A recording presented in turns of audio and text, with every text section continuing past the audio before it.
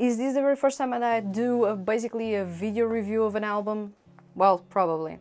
I'm going to follow my notes, and I'm not going to cover the hidden track in this EP because it is hidden for a reason. You need to purchase the EP to get access to the song. And I'm going to do a really quick review of the album. You can find the full-on review on the website as well when this video drops.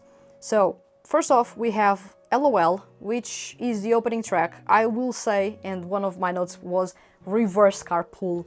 This is a song that feels like it is a slightly different take on Carpool, but with a major key and without a really depressing lyrics and undertone like Carpool has. Carpool is a fan favorite, as we already all know, but this one has a slightly different take on the same sound, but performs it in a completely different way.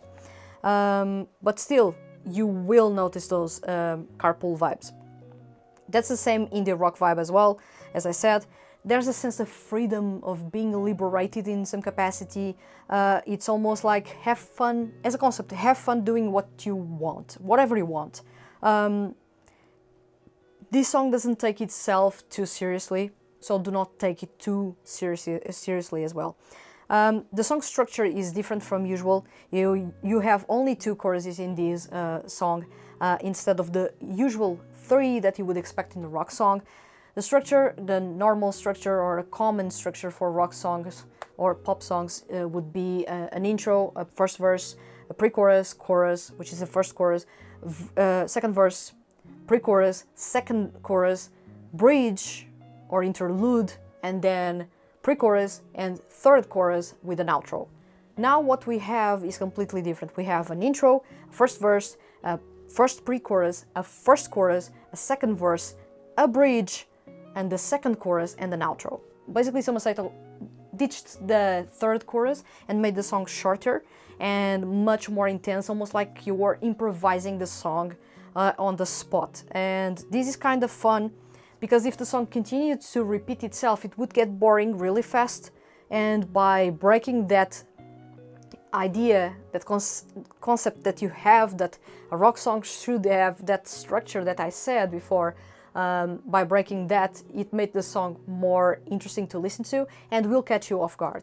So that's a really awesome thing there. You also have an awesome long guitar solo, and I can't stress this enough.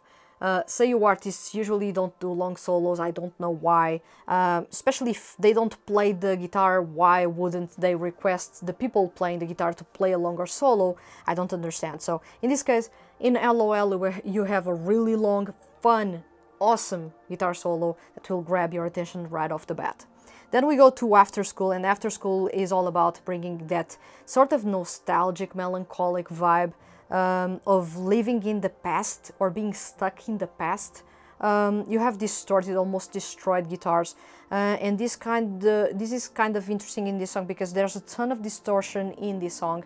You have to your left ear, if you are listening with headphones to the music, I fully recommend to do a first full listen of the CD with headphones. You will understand that you have to your left a distorted, almost destroyed guitar sound, and to your right you will find a clean guitar, a clean electric guitar playing. That duality of distorted sound with clean sound is kind of interesting, and I feel that is worth mentioning because it is also complemented by during the bridge section you have the drums also having a sort of a gate put on them to make them sound distorted or destroyed, which is also interesting. Once again, that idea of living in the past and having to destroy that idea to move forward with your life, which is kind of interesting. It has a really strong tempo and rhythm. That's another note that I took as well. And the vocals, the panning in the vocals is a tad weird because usually when you pan the vocals, you can pan it in many ways, of course. If you are not working with a 360 audio, which is a really expensive audio to create, and usually most artists don't use 360 audio. They mimic the sense of being 360, but it is not spatial audio, so you don't have audio on top of you and below you. You'll just have around you, which is usually what you can create in the studio if you are not creating a spatial 360 audio. But when I listen to After School, Soma Saito is not front and close, nor front and further away, not even to the side, not even to the other side, not even closer to not even closer to that side, not even closer to this side, not even in the back. He's on top of, which is crazy. But when you pay closer attention, the sound is not necessarily on top of, he's inside of. So it feels like he's inside of your head when he's singing this song, almost like he's telling you to just let go of what you are living. You are living in past glory, you are living in memories, and the future or the present is not that at all, and you are setting yourself back because of that. So it felt kind of cathartic in a way, how that panning of the vocals was actually created for this song. So kind of interesting. Then we have Mayohiga, easily the best song in this EP by far. I'm not going to discuss this one. So you have heavy guitars, you have a heavier sound, but this is not heavy metal music. Although Soma Saito has said in the past that he was being influenced by heavy metal music and actually bought a flying V guitar, almost like the ones that Metallica uses. One thing is to listen to heavy metal music and do heavy metal music, another is to listen to heavy metal music and bring heavy elements to his rock music. What Soma Saito did was bringing heavy elements to his rock music. So the song is not heavy, is the heaviest among the songs that he has, but if you compare with other artists, for example Shotaro Morikubo, this is not heavy at all. So that's the thing. One thing that I can point out about Mayohiga is that this song feels like, and this is me crossing stuff that I like, it feels like a song that would belong to Judah, who is voiced by Soma Saito in the Dear Vocalist franchise. That's the similar sound to Kagaribi in all points within the song. If you know about Kagaribi's music, if you know about the Dear Vocalist franchise, and you have listened to their songs, you will understand what I mean when I say that Mayohiga is exactly what Kagaribi would put out, basically. We have muted vocals at times, we have muted guitars as well in the verses. The interesting thing is that the muffled vocals in the verses lead up to an ethereal section performed fully in English, clean English by Soma Saito, clear as heck. You can understand every single word in there. And then you have as well the muffled vocals yet again when you get to the chorus. So you are shifting between muffled, clean, muffled during the whole song, knowing that the clean parts are the parts performed in English, which are really amazing. Once again, I don't need to talk about this point. This is just a little detail in the overall performance and enjoyment of a song. I love when Soma Saito performs in English. He rarely does that for his music. He rarely uses English words. He usually tends, and this is a nuance, once again, he usually tends to use either katakana to refer to English or foreign words when he is trying to perform, and he will perform those words with a Japanese accent. Or he performs everything in Japanese, clean and clear. But whenever, and Saito has said this before in a couple of interviews a couple of years ago, whenever he actually has intentionally words in English in his lyrics, he will perform those lyrics in a perfect English accent because he feels it is right to do so. If it is katakana, performed with a Japanese accent, English words or foreign words, when it is in full-on English or other language, he will perform that lyric or that part of the lyric completely in the specific correct accent that it demands, which is a really nice detail when you go into more detail about this song. It is really rare for Saito to actually perform songs with English parts. Most of his music, if not all his music, has Japanese lyrics with sometimes some international or let's say foreign words that are performed in a katakana accent in some capacity, which is to say a Japanese reading of a foreign word, which may not necessarily be, for example, he would have the word computer written in the lyrics instead of saying computer. If he had the word computer written in English, he would pronounce computer and not computer. So that's the difference in what he wanted to achieve with the lyrics. That's another nuance when it comes to writing. And Soma Saito is full of nuances when it comes to the writing. So this concept actually felt right when it comes to that specific thing. Also, we have an insane guitar solo in Mayohiga. Another song with another guitar solo once again, a long solo, really to get you on the edge of your seat. It will grab your attention and not let go at all. You will be trying to headbang as well when you are listening to this song. I know that I listened to it more times than I should have when I was reviewing, just because the song is really enjoyable. And if you are a fan of heavier rock music and you wanted Saito to actually try heavier stuff in the lines of palette but heavier, and in the lines of Hayano but heavier, this is the song. Then we have Rakujitsu, which translates to sunset. This is a song with pop vibes, although it has a strong city pop undertone, as well as some jazz in there. It is a loungy, relaxing song. I feel that this is the type of song that I would listen to if I went on a drive by the seashore watching the sunset. That's the feeling that I get. I cannot describe that feeling in one word. Once again, that's the focus in this EP, to capture those feelings that cannot be explained in one word, but you can explain in one song. So that's the feeling that I get in this song, and it is a really fun one. Although it is pop music, I'm not that big on pop music, but Soma Saito knows how to deliver pop music, so I'm not going to complain here. One thing that I liked a whole lot, and I found it interesting, is that this is the song with the most falsetto sections in the full EP. Although the falsetto sections are performed a little bit like he performed those in Zakuro, in Yin Yang, and what can I say about this is that he doubled the vocals.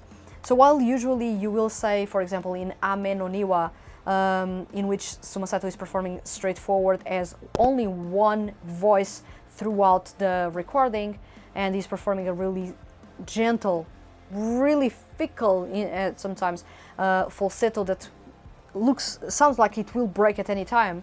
It is ethereal. In this case, he actually went the Zakuro route and tried to make it eerie by doubling the vocals. So what they basically did on the back end was to double the vocal track, and we have one to the left and one to the right, and they end up joining at the center, but you feel that the vocals are doubled because you are hearing double all the time when it comes to the falsetto. That's just something to enhance and make the falsetto more powerful in some capacity, and make the song more dynamic. I feel there's nothing really special or that is done around the vocals in that specific way. It keeps it fairly simple. I believe it is something about the style of the song, and the song was so quiet and so gentle that it demanded something slightly different, and Soma Saito delivered that with a dual falsetto in there, which is basically just doubling the first track that he recorded and put it in the other side of the panning, so just one to the left and one to the right.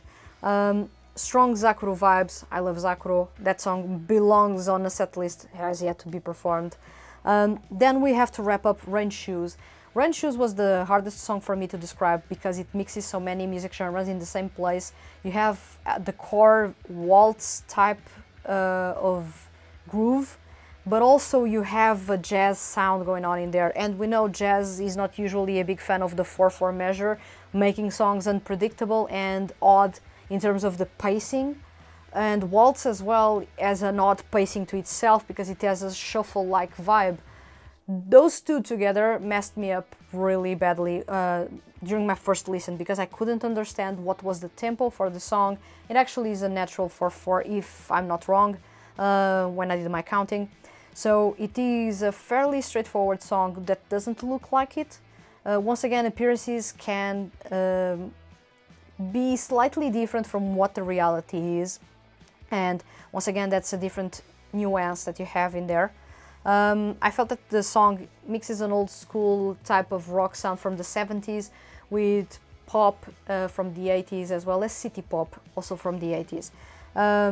It has jazz influences for sure from the drums. You can feel that in the drums and understand that right away from the drums, which is really awesome. The guitar solo, I believe it is the best guitar solo, while Mayohiga has a really good solo, After School as well. I feel that Rain Shoes has the best guitar solo by far, because the guitar solo follows along with the vocals perfectly, and you don't have that too much when it comes to Soma Saito's music, in which the guitar solo usually it plays alone. It doesn't have to match anything. It does its own thing. But in this case, it is a a face off in there in which the vocals and the guitar are performing at the same time.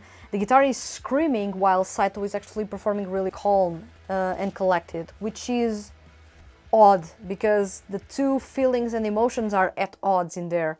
But I felt that it was really interesting as a new thing to bring into the mix, and especially to bring forward in a song that is already really long. It is fairly complex.